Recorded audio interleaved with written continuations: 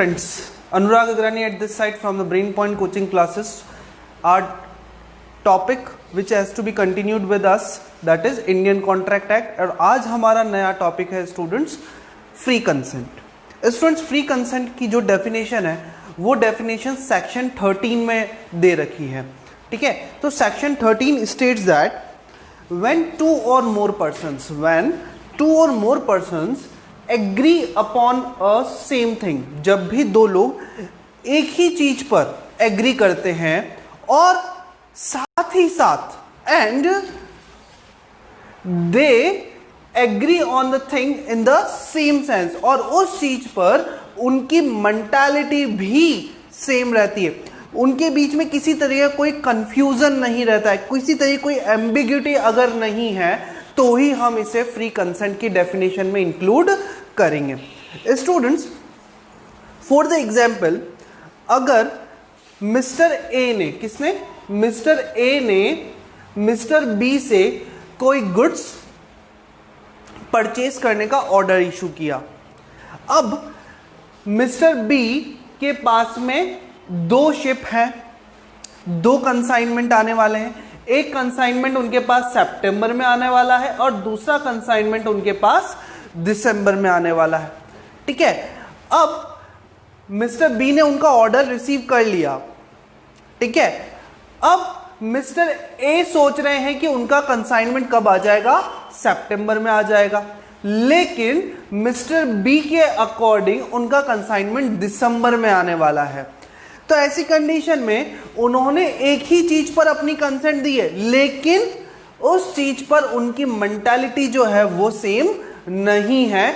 इस वजह से यहां पर हम इसे फ्री कंसेंट में इंक्लूड नहीं करेंगे। Getting my point. अगर मैं दूसरे एग्जाम्पल के बारे में बात करूं तो एक इलिटरेट वुमेन है, एक अनपढ़ महिला है, अशिक्षित महिला है, ठीक है। उन्होंने अपनी प्रॉपर्टी अपनी कजिन को इस तरीके से ट्रांसफर की कि उन्हें लगा कि वो अपनी प्रॉपर्टी की देखभाल करने के लिए उसे ट्रांसफर कर रहे हैं, ठीक है। उन्होंने जो डीड साइन की, उन्हें ऐसा लगता है कि उन्होंने जो प्रॉपर्टी ट्रांसफर की है वो उस प्रॉपर्टी की देखभाल करने के लिए उन्होंने अपनी कजिन को ट्रांसफर की है, लेकिन उन्होंने डीड जो बनाई है that deed is gift deed. क्या बनाई है उन्होंने, गिफ्ट डीड, ठीक है। तो गिफ्ट डीड के अंदर उनकी कजिन के पास उनकी प्रॉपर्टी पूरी तरीके से चली जाती है, ऑनरशिप ट्रांसफर हो जाती है, लेकिन उन अशिक्षित इलिटरेट महिला के अकॉर्डिंग उन्होंने केवल देखभाल के लिए अपनी प्रॉपर्टी ट्रांसफर की है, बेलमेंट पर दी है। किस पर दी है, बेलमेंट पर दी है। तो क्या यहां पर फ्री कंसेंट कहा जाएगा? उन्होंने प्रॉपर्टी ट्रांसफर की, इट मींस टू और more persons agree upon the same thing, but they do not agree on the thing with the same sense. तो यहां पर सेम सेंस की कमी होने की वजह से, मेंटालिटी के मैच होने ना होने की वजह से वो फ्री कंसेंट में इंक्लूड नहीं होगा। स्टूडेंट्स लैटिन वर्ड में फ्री कंसेंट के लिए कहा जाता है कॉन्सियस एड इडम। इसका जो मतलब होता है that is two minds with the one intention. जब दो लोगों का माइंड किसी एक इंटेंशन के साथ में एक दूसरे के साथ में मैच करता है और उनके बीच में लीगल रिलेशनशिप क्रिएट होता है, तो उसे हम लोग कहते हैं फ्री कंसेंट। क्या कहते हैं उसे हम लोग, free consent. Students free consent means sweet will of the parties, मतलब they must be independent at the time of considering their consent। जब वो अपनी कंसेंट दे रहे हैं तब वो इंडिपेंडेंट होने चाहिए। उन्होंने अपने लेवल पर उसके प्रॉफिट एंड लॉसेस को आइडेंटिफिकेशन किया हुआ होना चाहिए, उन्होंने सारी जेन्युइननेस को चेक किया हुआ होना चाहिए, और उनकी जो विल होनी चाहिए वो स्वीट विल होनी चाहिए। यहां पर स्वीट विल का मतलब है इंडिपेंडेंट होनी चाहिए। क्या होनी चाहिए, इंडिपेंडेंट होनी चाहिए। तो ऐसी कंडीशन में हम यहां पर क्या कहेंगे, free consent means sweet will of the parties, okay. It do not affected by coercion, undue influence, fraud, misrepresentation और mistake. Students, that topics are very important for the examination purpose।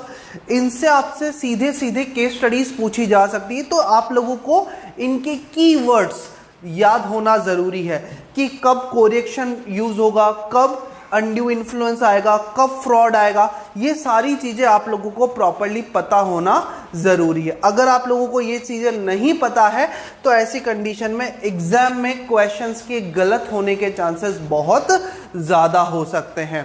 तो ऐसी condition में आज हम लोग start कर रहे हैं स्टूडेंट्स कोरिएक्शन। क्या स्टार्ट कर रहे हैं? Coercion. Okay, yes students, what is the meaning of coercion? Correction means physical force on a person on his property। It means अगर कोई भी थर्ड पर्सन किसी पर्सन को फिजिकली फोर्स करता है या उसकी प्रॉपर्टी पर अपना अनलॉफुल राइट रखता है, उसे अनलॉफुली डिटेन कर लेता है, तो उसे हम लोग कहते हैं कोरिएक्शन। स्टूडेंट्स, एक एग्जाम्पल के तौर पे कहें कि अगर मैं किसी थर्ड पार्टी को एक थप्पड़ लगाता हूं, इसकी वजह से उसके जो दांत हैं वो टूट जाते हैं, और उसे डराता हूं कि अगर उसने मेरा ये काम नहीं किया, उसने मेरे साथ ये कॉन्ट्रैक्ट साइन नहीं किया, तो मैं उसे ऐसी एक थप्पड़ और लगाऊंगा। इट मीन्स मैं क्या कर रहा हूं? फिजिकली उसके ऊपर फोर्स कर रहा हूं that he must be entered in the contract, otherwise उसके साथ बहुत बुरा होने वाला है। ठीक है। और दूसरा, अगर मैं उसकी प्रॉपर्टी उसे छीन लेता हूं, मैंने उसका मोबाइल ले लिया और मोबाइल लेने के बाद अगर तूने मेरा ये काम नहीं किया तो ये मोबाइल तुझे वापस नहीं मिलेगा। इट मींस अनलॉफुल तरीके से मैं उसकी प्रॉपर्टी जब्त कर रहा हूं, अपने पास रख रहा हूं, ताकि वो मेरा एक काम कर दे, मेरे कॉन्ट्रैक्ट के अंदर वो एंटर्ड हो जाए। तो ऐसी कंडीशन में इसे हम लोग कहेंगे कोरिएक्शन। क्या कहेंगे? कोरिएक्शन। स्टूडेंट्स, यहां पर मैंने 2 पॉइंट्स यूज किए हैं। First point, physical force against person and property. It means अगर किसी भी पर्सन पर या उसकी किसी प्रॉपर्टी पर किसी भी तरीके से अनलॉफुल एक्टिविटी परफॉर्म की जाए, दैट इज कॉल्ड कोरिएक्शन। ठीक है। सपोज दैट मेरा एक फ्रेंड है, वो पबजी खेल रहा था। ठीक है। अब जब वो पबजी खेल रहा था तो मैंने उसे कहा ले चल मार्केट चल करके आता है। उसने कहा नहीं, मैं नहीं चल रहा। मैंने कहा यार भाई, मेरे को बहुत अर्जेंट काम है, मार्केट चलते हैं, ये बुक परचेज करते हैं, तेरा शॉपकीपर जान पहचान वाला है तो थोड़ा सा डिस्काउंट मिल जाएगा। उसने मुझे मना कर दिया, सॉरी। मैंने उसका मोबाइल छीना और जमीन पे फेंक दिया, उसका मोबाइल टूट गया। अब मुझे बताओ, क्या ये कोरिएक्शन की डेफिनेशन में इंक्लूड होगा? बिल्कुल इंक्लूड होगा। क्यों? क्योंकि मैंने अपना कॉन्ट्रैक्ट पूरा करवाने के लिए उस पर्सन की प्रॉपर्टी को डैमेज किया है, उसे अनलॉफुल तरीके से यूज किया है या उसे डिटेन किया है। ऐसी कंडीशन में इसे कोरिएक्शन की डेफिनेशन में इंक्लूड किया जाएगा। तो coercion means and include physical force against person and property. Committing any act forbidden by IPC, Indian panel Code. यहां पर आईपीसी का मतलब क्या है? Indian panel Code. अगर किसी भी पर्सन के साथ ऐसी कोई भी एक्टिविटी परफॉर्म की जाए जिसे इंडियन पेनल कोड ने फॉरबिडेड किया हुआ है, मना किया हुआ है, पेनलाइज्ड किया हुआ है, तो ऐसी एक्टिविटी कोरिएक्शन का पार्ट बनेगी। ठीक है। सपोज दैट आप लोगों ने मूवी में देखा होगा, कोई आईपीएस या फिर कलेक्टर लेवल का बंदा होता है, उससे कोई काम कराना होता है, तो गुंडा क्या करता है, उसके फैमिली मेंबर्स को किडनैप कर लेता है। ठीक है। और जबरदस्ती उसके साथ ऐसा कॉन्ट्रैक्ट साइन करने का सीन होता है। ठीक है। तो ऐसी कंडीशन में वो क्या होता है? That is forbidden by the Indian panel code. कोई भी पर्सन किसी भी पर्सन की प्रॉपर्टी या उसके ऊपर फिजिकली फोर्स नहीं कर सकता है। Second, unlawfully detaining any property. आप लोगों ने सिम्बा देखी है? ठीक है। सिम्बा में एक बुजुर्ग व्यक्ति का एक फार्म हाउस होता है, एक प्रॉपर्टी होती है।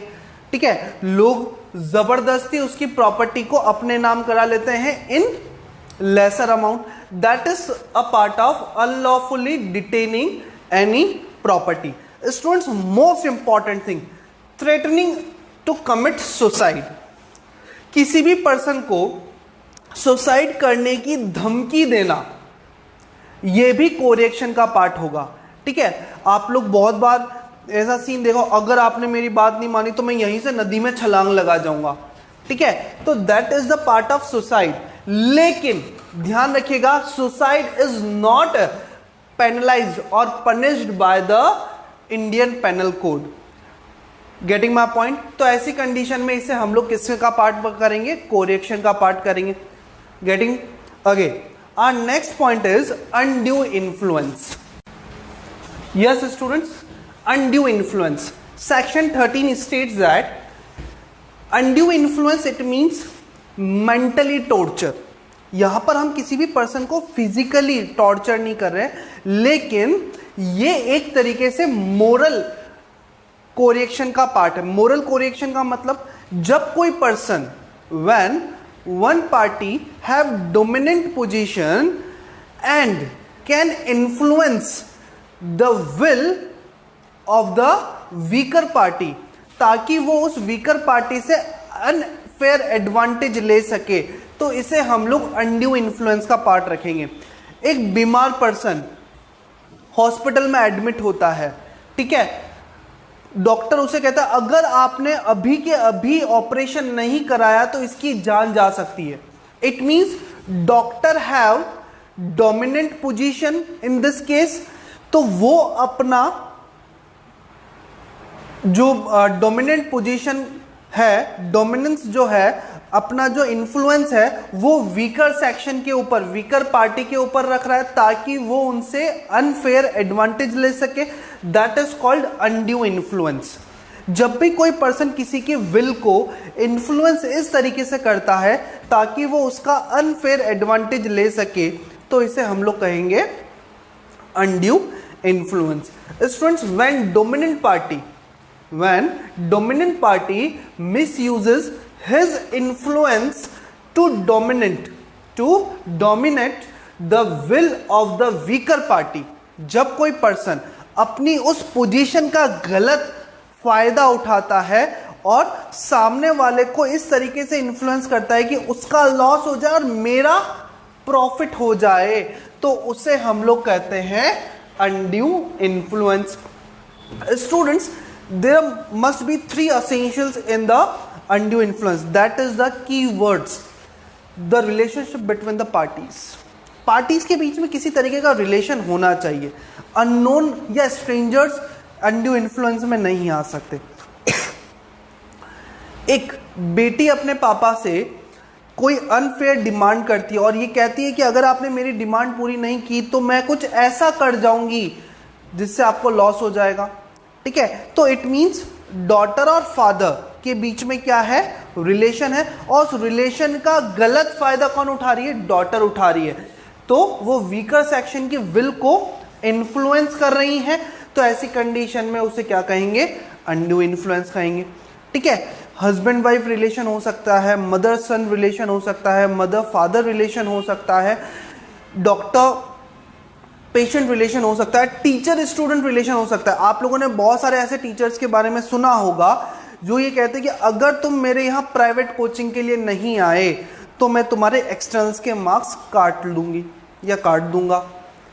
तो ऐसी कंडीशन में टीचर उस पोजीशन पर है जब वो आपको इन्फ्लुएंस कर सकता है, आपको डोमिनेट कर सकते हैं, और वहां पर वो आपकी विल को इन्फ्लुएंस करके आपसे अनफेयर एडवांटेजेस ले रहे हैं, तो उसे क्या कहेंगे? अनड्यू इन्फ्लुएंस कहेंगे. स्टूडेंट्स, ध्यान रखिएगा, कोरिएक्शन हो, अनड्यू इन्फ्लुएंसेस हो. ठीक है, कोरिएक्शन जहां पर किसी भी पर्सन की फ्री कंसेंट नहीं है, अनड्यू इन्फ्लुएंस में भी किसी पर्सन की फ्री कंसेंट नहीं है. और जब मैंने आपको टाइप ऑफ कॉन्ट्रैक्ट पढ़ाया था तब मैंने आप लोगों को एक टाइप पढ़ाया था, वॉइडेबल कॉन्ट्रैक्ट. वॉइडेबल कॉन्ट्रैक्ट का मतलब जब कोई पर्सन इस कॉन्ट्रैक्ट के अंदर अपनी फ्री कंसेंट के साथ नहीं आता है तो उसके पास एक एडवांटेज होता है कि वो जब चाहे कॉन्ट्रैक्ट को पूरा करने से मना कर सकता है. ठीक है, तो इन दोनों कंडीशंस में आप लोगों के पास में एक राइट रह जाएगा कि आप कॉन्ट्रैक्ट करने से मना कर सकते हैं, तो ऐसे कॉन्ट्रैक्ट्स क्या होंगे, वॉइडेबल कॉन्ट्रैक्ट इन नेचर होंगे। क्या होंगे, वॉइडेबल कॉन्ट्रैक्ट इन नेचर होंगे। यहां तक बात समझ में आ गई स्टूडेंट्स? बाकी के जितने ही पॉइंट्स है, चाहे फ्रॉड, मिस रिप्रेजेंटेशन, मिस्टेक, इन सारे पार्ट्स को हम लोग नेक्स्ट वीडियो में कंप्लीट करेंगे। If you guys have any doubt, you can contact on the BrainPoint Coaching Institute. Thank you.